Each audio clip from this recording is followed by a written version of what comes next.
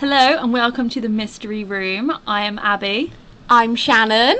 So this week, okay, I know Abby always says Shannon doesn't like red, but I've decided to broaden my palette, and I don't know why, but I really fancied a red wine. I thought, okay, I'm 26 now. I need to start being a bit more sophisticated with my wine choices. You know what you need to like next? Olives. That's disgusting. That's gross. No, we're not that sick.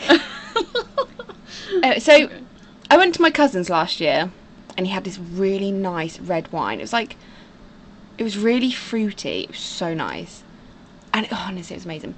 Anyway, so I tried to find that, but I couldn't find it. Apparently, you can only buy it online, so I'm gonna have to purchase some of that. So today we are drinking a Pinot Noir, Louis Jadot. And it's enhanced by 6 months aging in an oak cask. It's very nice. It's actually not that bad. It's quite nice. I was saying to Abby before, I have tried this type of wine before, but I've only tried it once, and I don't want to name drop here because I'm not rich, okay? I went to the Shard for dinner once. Okay, it's not like I go there every week. I've been once. Anyway, they offered me a red wine to go with my steak, and I just went with it because I didn't want them to think that I'm unsophisticated. And it was actually a really nice red wine, and I've never ever been able to find it. And I've realised not all red wines taste the same. Like, the brand of red wines do not taste the same. Do you know what I mean? Like, yeah. Not all Merlots taste the same. Not all Shirazes taste the same. Yeah, I do. So there's me not, know my wines very well, thinking, oh no, this is all going to taste the same. It doesn't. But this one's not too bad. It is very nice, and I think you get it from a wine shop as well, rather than like, a supermarket. I looked so out of place in that shop looking at red wine. I had no idea what I was looking for, and the guy asked me, do you need any help? I was like, no, I'm fine. Then I walked out, that's what they're went to there Tesco's and went back in. I thought, I have to have this. Yeah, but like I said, I think when you get them from wine shops, they're going to be good. Like, yeah, they won't sell the cheap and stuff. Just to drop the price out there, it was £17, and I haven't told Abby that yet, and I think she was going to be sick at the price of it. But it was worth it because it tastes quite nice. Yes, anyway, so our week. Yeah, went to Wales at the weekend, didn't we? We did. Went to surprise my grandma for her birthday. Mm-hmm. It was really funny because apparently she walked in and she's bloody blind as a bat. She was like, I don't want to sit up there with all them people, not knowing it's her whole family. And I was just like, rude. So that made me laugh. That did. But no, she loved it. She kept banging on about it all weekend, didn't she? She's like, I'm so happy you all come down. Yeah, she did. She kept saying it. It was quite an emotional weekend, I think. My grandma hasn't been there since my granddad passed away, so like 11 years ago. She hasn't been down there for 11 years. But yeah, that was nice. It's getting all sentimental now. We had a lot of food as well. And the highlight of my holiday is I went and saw Dobby's grave. So if anyone's a Harry Potter fan, they actually have like a little memorial where they filmed the bit on the beach where they buried Dobby. It was a bit morbid though. There's like a stuffed toy of Dobby on top. Is that actually where it was filmed? Yeah, that's where it's filmed. And that's where he was buried. Yeah. Well, supposedly. Yeah, that's it. That's why it's there. So if anyone like is a huge Harry Potter fan, definitely recommend going. Like, it's not like a massive, oh my god, this is amazing sort of thing. It is amazing if you're a Harry Potter fan. I loved it, but I had to like act all cool because no one else seemed that interested. Aww. And now it's ticked off my little list of Harry Potter places to see. Yeah, it's ticked one to tick off the bucket list, isn't it? Moving on to today's case. What is it, Shannon? So this case, a lot of you probably have heard about it before. So we are going to discuss The Watcher House. There is a show on Netflix called The Watcher. It's really good. It's like based on this, but obviously it's not like 100% exactly what happened. Obviously they make it. There's drama to it. Yeah, they make it a bit more drama-y because otherwise no one's going to watch it. It's going to be a bit boring. But it's just a mystery of like what's happened and why has it happened. So let's begin. It all started when Derek and his wife Maria Broadduses had just closed in on their dream 6-bedroom house in 657 Boulevard in Westfields, New Jersey. Maria was raised in Westfields and her family home was just a few blocks from their new house. Derek had grown up working class in Maine. He then moved his way up the ladder at an insurance company in Manhattan to become a senior vice president with a salary large enough to afford the $1.3 million house that they had just purchased. The Broadduses had brought 657 just after Derek's 40th birthday. They had 3 beautiful children who were so excited to move into their new home, they even started debating which fireplace Santa Claus would use at Christmas. Which fireplace? Which fireplace? Didn't even have a fireplace. I don't even have a fireplace now. I thought Santa Claus used the key to get into people's houses. Did you actually? Well, my family always said, if you don't have a fireplace, Santa Claus has like a skeleton key that like unlocks every door and he comes through the door. Because if you don't have a fireplace, how's he meant to get in? My parents told me that he'd make one. He'd make one appear so he could go down. Oh my god, that's so much better than what my parents said. I don't know, I think yours is better. A skeleton key. Yeah, that's a bit scary though, isn't it? Yeah. Santa Claus break into his house and wouldn't even know about it. I can remember that when I first found out Santa Claus wasn't real, my brothers ruined it for me. I'm not shocked. Yeah, because they're selfish, aren't they? That's what brothers are like. They're just horrible. Like, older brothers, they're just horrible. Yeah. They were like, guys, I found the presents from Santa. We, like, went into the room and they whipped back these covers of our, like, all the bloody, like, Santa sacks full of stuff in my parents' room. And they used to go around, like, looking at presents and be like, this is mine, I know what this is. And I'm like, you're not ruining the Christmas spirit. But, like, parents always used to get you, like, crap, didn't they? Like, pants, socks. Did you ever get an orange in your stocking? No. Oh, okay, just me. Did you ever have Santa in a sleigh ride around your street? Yes! Yeah. He always used to come on my birthday. Oh. And I always used to say it's my birthday, so he always used to give me extra chocolate. You got chocolate? Yeah, we had chocolates. Oh, fucking orange! I thought you got coal. Oh my god, can I tell you something? Oh god. Is it embarrassing? Yes. Basically, when I was like 16, I went to a house party. Oh no. And, you know, my 16-year-old self, I was a bit uncomfortable at this house party because I didn't know a lot of people there. And this guy was like, oh, you need to try this new Oreo. I was like, No. yeah. I was like, new Oreo? He was like, yeah, it's a new flavour, like, it's really good. Were you drunk or sober? I don't know, I think I was sober because I fully remember it, but I think where I was just like so embarrassed, I bowed into peer pressure because everyone was just staring at me and they knew what was going on. And I like tried it, obviously it was cold. Oh my god. And I literally just chucked it across the room. Abby, that's really mean, that's bullying. I honestly, I walked out and I was like, I'm so embarrassed. I wish we knew each other, I would have come picked you up. I was so embarrassing. Do you know what, guys? You obviously don't know me and Abby very well, but Abby's like the sweet, innocent, like, you know, a little bit quiet one. And I'm the one who's a bit more loud, bit more like in your face. When anyone picks on her, I'm a bit like, 1 minute, best friend duties over here, like get out of the way. Should have thrown a coal at him. So embarrassed. I can't really remember how I reacted. I think I did just laugh it off and then walk out the room and just felt really sad. Aww. But it's fine, we move. They wouldn't do it to you now, look at you. Yeah, exactly. So Derek and Maria had only moved their furniture into the new house and started extensive renovations. The children had also been round and played with the other children in the neighbourhood. But one night in June, Derek was finishing off some decorating at 657, and as he finished, he went outside to check the mailbox. Mostly there was just bills inside, but there was one white card-shaped envelope. It was addressed in thick, chunky handwriting which said, "The new owner." Inside the envelope was a letter which said, "Dearest new neighbour at 657 Boulevard, allow me to welcome you to the neighbourhood. 657 Boulevard has been the subject of my family for decades now, and as it approaches its 110th birthday, I have been put in charge of watching and waiting for its second coming. My grandfather watched the house in the 1920s, and my father watched in the 1960s. It is now my time. Do you know the history of the house? Do you know what lies within the walls of 657 Boulevard? Why are you here? I will find out. There were hundreds and hundreds of cars that drive past 657 Boulevard each day. Maybe I'm in one. Look at all the windows you can see from 657 Boulevard. Maybe I am in one. Welcome, my friends. Welcome. Let the party begin. The Watcher." This would freak me out. I'm not going to lie to you. It would freak me out. I do have a question. Yeah. Were they the first owners to receive letters? So we move on to that. Right, okay. Later on, we'll find out if they were or weren't. Because there's a lot of theories around this, and there's a lot of like speculation of what's happened, which we'll talk about later on. But isn't that really creepy? Like, imagine if you were just like leaving up, locking up for the night, and you received a letter saying someone's watching you. Do you know what lies in the walls? Have you seen that film, The Boy? Yes. When he's in the walls, Yes, stop. there's some freaky man running around in the walls. I thought that's how the show was going to end. Yeah, so did I. I generally was like, there's going to be some huge twist and there's actually going to be some psycho in the walls. You need to watch it. If you haven't watched it, watch it. Yeah. If it wasn't 1.3 million, I'd up and leave. Yeah, but it's a big old house as well. Like, when I'm home alone, like completely alone, not even the dog's here as well, I check every single room to make sure there's nothing in there.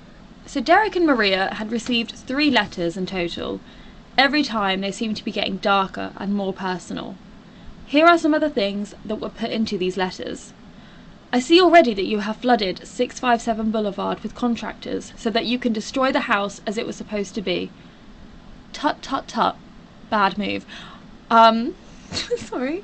That's how the letters were written, but like Shannon said a minute ago, it's meant to sound like there we go, yeah. You did it well. Like, you did it when perfectly. someone's like cutting at you. Yeah. Anyway, you don't want to make 657 unhappy. You have children, I have seen them. So far, I think there are 3 that I have counted. Do you need to fill the house with the young blood I requested? Better for me. Was your old house too small for the growing family? Or was it greed to bring me your children? Once I know their names, I will call to them and draw them to me. Oh, that makes it... Ooh, But isn't that makes me feel uncomfortable. Yeah, isn't that really freaky? Yeah. I don't think they were that bad in the show. Maybe they were. Yeah, apparently there was like 3 letters in total. Call to them and draw them to me. Yeah, that's what I mean. I am literally just getting images of like it. Right. It seems like really made up, doesn't it? Like, it Yeah, seems yeah. A little bit, it seems a little bit far-fetched. The Watcher referred to the children by birth order and their nickname. Another letter said, "It has been years and years since the young blood ruled the hallways of this house. Have you found all the secrets it holds yet? Will the young blood play in the basement, or are they too afraid to go down there alone? I would be very afraid if I were them. It is far away from the rest of the house. If you were upstairs, you would never hear them scream. Will they sleep in the attic, or will you all sleep on the 2nd floor? Who has the bedroom facing the street? I'll know as soon as you move in. It will help me to know who is in which bedroom, and then I can plan better." Another letter. "All the windows and doors in 657 allow me to watch you and track you as you move through the house. Who am I?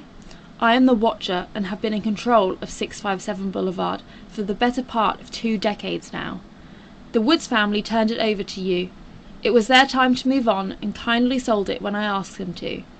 I pass by many times a day. 657 Boulevard is my job, my obsession, and now you are too, Broaddus family. Welcome to the product of your greed. Greed is what brought you past 3 families to 657 Boulevard, and now it has brought you to me." So, with the 3 families, I think he's basically saying, like, I planned to have 3 more families before you bought the house. There was other people in line, and because they're greedy and they want this big house, Right. they don't deserve this big house. And there's other families that deserve it more. That's kind of what I got from that letter. Is this someone taking the piss? This is what I thought. I was thinking, there is no way. But then it goes into detail, like, Yeah. how do they know the children's names, their age? Like, he even said, like, you've got a 5-year-old, an 8-year-old, and a 10-year-old. How do they know?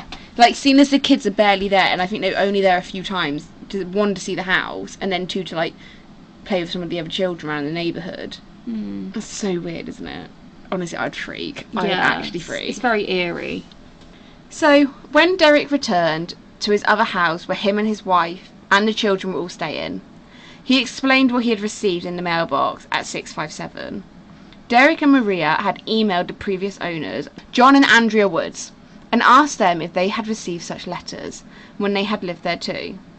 The Woods said that in the 23 years that they had lived in the house, they had never received any letter, but did receive one just before they moved out. They thought it was a prank and they threw the letter out. The Broaddus family never moved into 657 Boulevard, and after 6 months of owning their dream house, they put it back on the market. But because of all the media coverage that the letters had received, they found it really, really hard to find a buyer, and at one point even tried to sell it for it to be teared down and like to build new houses on it. But due to the planning board and the community meeting, they said, no, you're not allowed to tear it down. So in 2016, they finally found a renter for the property who didn't have an issue with the letters. But shortly after their new family moved in, another letter was sent. And this one was angry. The watcher thanked the community of Boulevard for stopping them tearing down the house, and then went on to threaten revenge on the couple. So Derek and Maria. So they never actually moved in? They never moved in. In the show, they did move in. Yeah, so that's where the show doesn't, like, Yeah. it's a bit false. Like, they actually never moved into the house. Because once the watcher started speaking about their children, they didn't want to move in. Right, get Which it. I kind of get, because I'm not offended if I had young kids and somebody was talking about my kids and, like, luring them into a basement and stuff like that. There is no bloody chance in hell I'd ever move my kids in there. So they must know where they live before they even moved into the house. Yeah. So it must be someone. That they know. Yeah. That's what I mean, it's weird. It's so weird. And the letter said, maybe in a car accident, maybe in a fire, maybe something as simple as a mild illness that never seemed to go away but makes you feel sick day after day. Maybe a mysterious death of a pet, loved one suddenly die, planes, cars and bicycle crash, bones break. So that was like kind of like a snippet off the letter of him saying this is what he hopes for the couple. Oh my god. Yeah, this person was absolutely crazy. I think there's more to it than that, personally, but maybe he's just jealous. He wanted that £1 million house but couldn't afford it. So the letter didn't scare the new family off. They simply asked them to install more security cameras. I'd want one in every room. Well, in the show, that's what they had, wasn't it? What, in every room? Was it in every room? Oh, maybe not. Oh, I'd want it in I know it every was room. all around, like, the outside of the house. I'd want it in every room. Did you watch it? Yeah, I've watched it. Yeah, so do you know when a random person gets into bed with... Oh, yeah. Yeah. Like in the TV series. It's very dramatised. It Yeah, really is, like they basically say there is someone watching. Yeah. Whereas they never actually found out if there was someone or not. So over the years, there have been several suspects. The police always thought that it was someone in the neighbourhood. Their main suspect was the next-door neighbour, Michael Langford, who had lived in the same house since the 60s. They never arrested Michael, and they discovered that the DNA from the evidence was female, and looked into Michael's sister Abby, the real estate agent, and even Maria Broaddus herself. They also looked at a person who played violent video games, whose handle was The Watcher, but none of these led to anything, and it went quiet. Many people had theorised that they had sent the letters to themselves after realising that they couldn't afford their dream home, but Derek has always denied any involvement in these letters, saying he would never threaten a child, especially his own.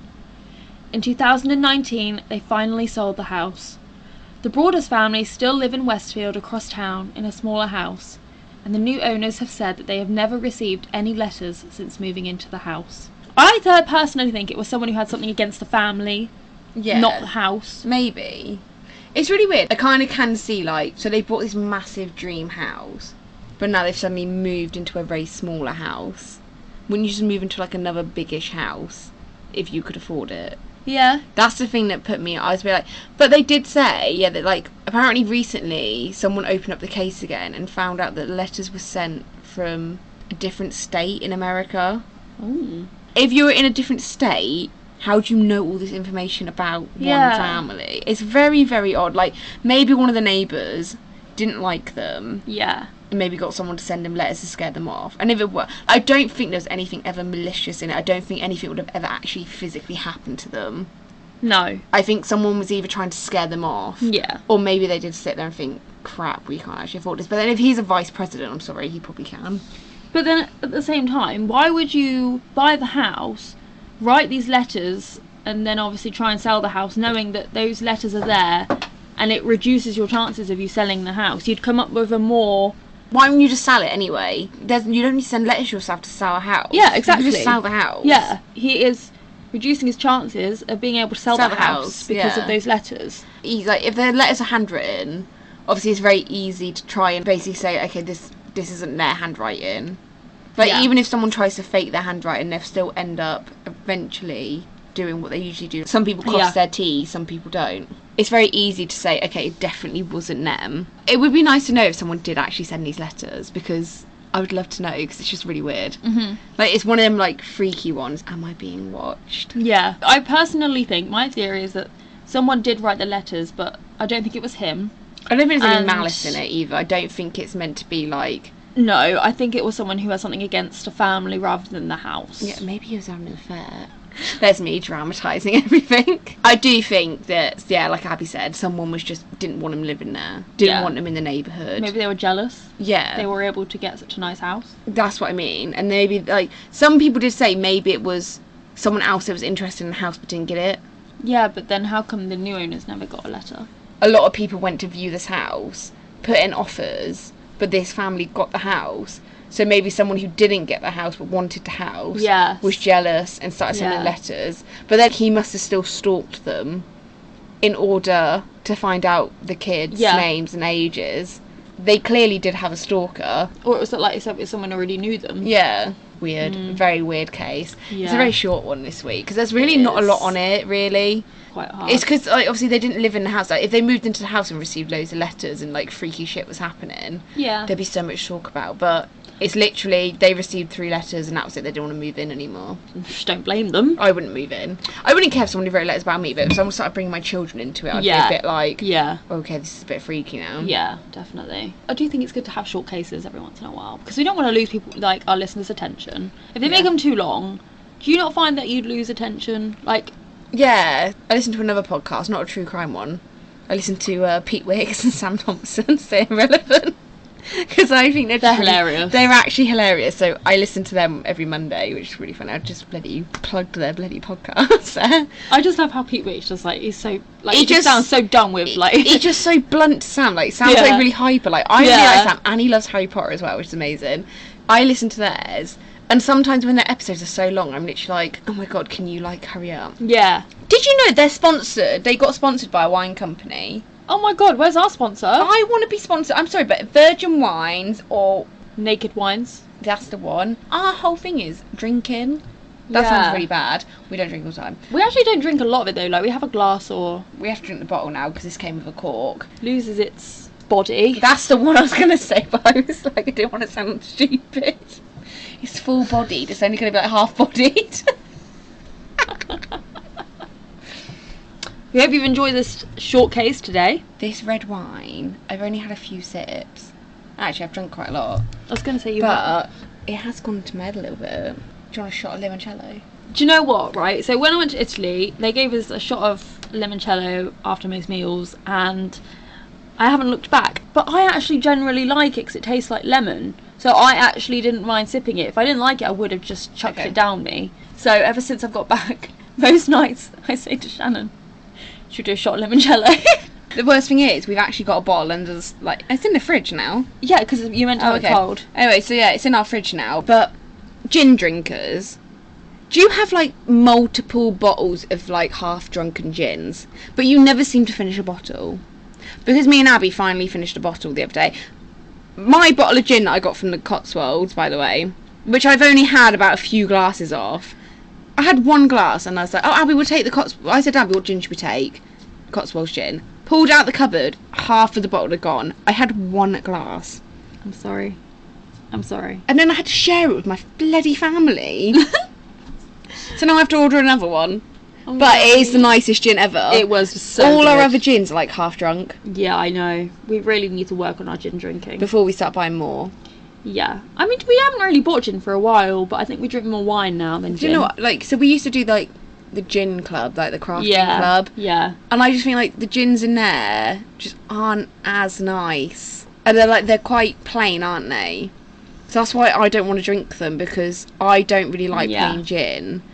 I will never ever touch a drop of Bombay Sapphire. It actually takes me back. And it just makes me feel a bit ill. Normal gin just doesn't do it for me. I think the best part of that gin club was all the things you got with it. Like, yeah, like all the snacks. Yeah. The little, like, mixers that you got with it. Yeah, and like the little, like, garnishes. Is it garnishes? Yeah, garnishes. I'm going to go and watch Love Island now. Oh, yeah, because that started. And we will be back next week with a longer case. But yeah, we hope you will have a lovely weekend. Oh, we are also going to put on Spotify our interview with the forensic specialists from the Dante case. It has been on our Patreon, but it's been up there for like a month or so now. So now we're going to let everyone listen to it for free. Yes. Oh, and don't forget to follow us on our socials.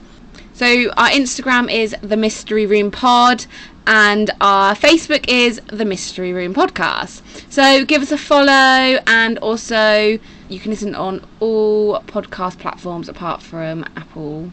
Show us some love. Yeah. Also, any wine recommendations? Oh, good one. I'm up for that. Yeah, good one. Just like message us, or even just comment on one of our posts. Just say like, "Oh, this wine's really nice. Give it a try." Yeah. Always up for new wine recommendations, because I always feel like you find a good one, you stick with it. Yeah, but we don't like to stick with it. We don't change it up every week. We do like to try and find a different one every week. So if anyone's got a really nice one out there that they think, "Oh yeah, this is really nice," let us know. I think we should also make a habit of telling people at the end what we thought of the wine. I can't complain. I thought it was really nice, very fruity, nice, full-bodied flavour. So, also another thing, if you guys have any recommendations of cases, like unsolved cases that we could do, please feel free to let us know on our socials or our email, mysteryroompatreon@gmail.com. Yeah, because we're always open to different interesting cases that we haven't heard of before, or ones that you guys want to hear about that, I don't know, you haven't heard someone cover before. We do focus on unsolved cases. That is the whole thing of our podcast. That's why it's called The Mystery Room. Yeah, just let us know. Or even like ghost stories, or like exorcisms, stuff like that. Ooh, Like that would be paranormal something. now. Yeah, like even like paranormal things, because that's a bit of a mystery. So anything like that. Yeah. Because we do reply to our socials as well. Like we've had a few comments, so Yeah. we do like to reply. We're not like one of these podcasts who just get you to comment and then we don't reply. Like we actually like feeling like we're involved with our listeners. So yeah. Well, enjoy your weekend. Have a lovely time, whatever you're doing. And we'll speak to you next week. Bye. Bye.